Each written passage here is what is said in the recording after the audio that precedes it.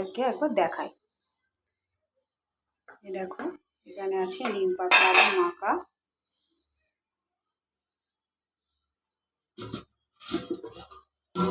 এখানে আছে ভোলা মাছের ঝাল,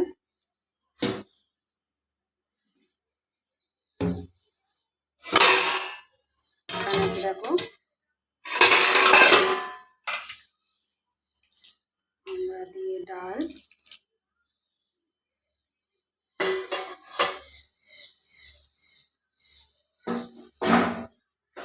এখানে আছে কুমড়ো আলু ছোলা দিয়ে তরকারি, আর লাস্টে ভাত দেখাচ্ছি।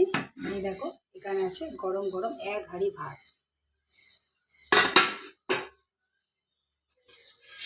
তো বন্ধুরা, আজকে ভিডিওটা কেমন লাগলো অবশ্যই জানিও। ভালো থেকো, সাবধানে থেকো।